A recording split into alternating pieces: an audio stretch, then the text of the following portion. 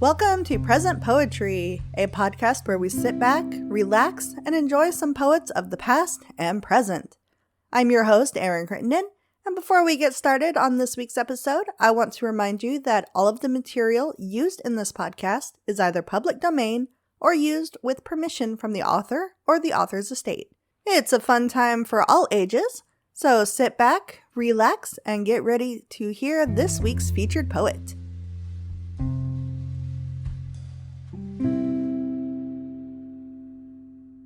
This week's featured poet is Barbara Gaiardoni.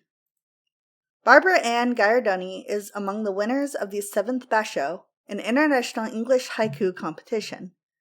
She has been recognized in the Mainichi's Haiku in English Best List for 2023 and 2024, and received an honorable mention at the Fujisan Tanka Contest in 2024. Her Japanese-style poetry has been published in 260 international magazines and translated into 12 languages. Aside from writing, drawing, swimming in the sea, and walking in nature are her passions. Her motto is, I can, I must, I want. We are reading a few of her poems that she submitted through the forum at presentpoetry.com.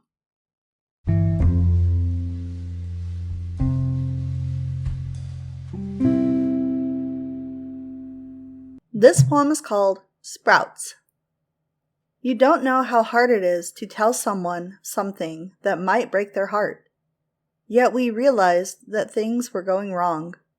So once I went through this strange phase of anger and pain and confusion, I threw my drink in his face and I walked out. The sky seemed to approach me slowly, and in the silence, his holler cut through like a knife. Doves, a sip of light in the hair.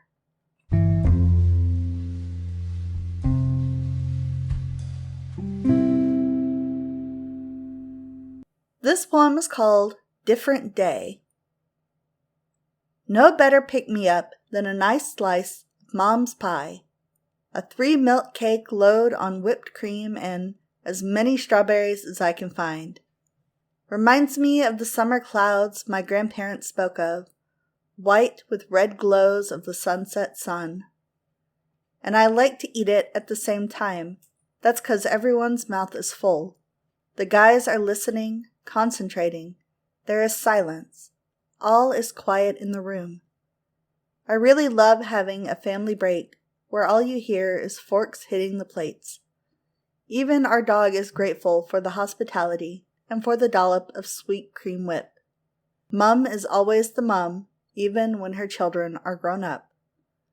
1 too many glasses of red with each toll, memories of the past.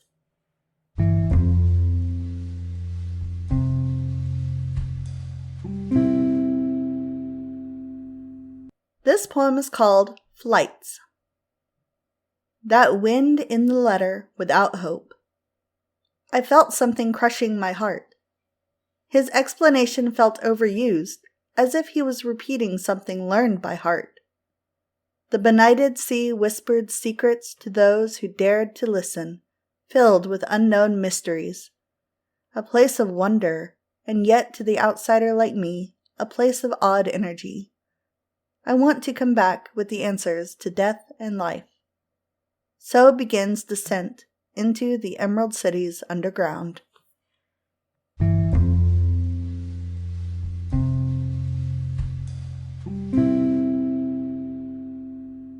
This poem is called Weird Quirks.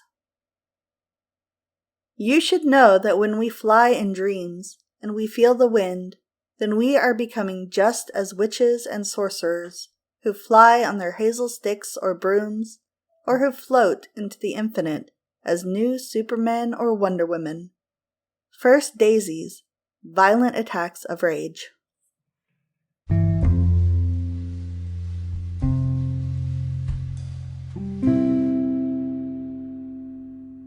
This poem is called Unavowable. Woman was good party. Besides, it was twice younger than the groom, differed in beauty and rare mind. The groom rubbed sleep from his eyes and said with forlorn courage, "You have stepped onto the end of the earth, Don't expect to destroy this place as you did the others."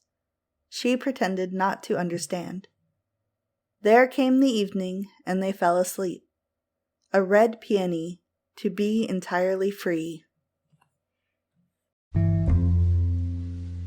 Thank you for listening to this week's episode of the Present Poetry Podcast.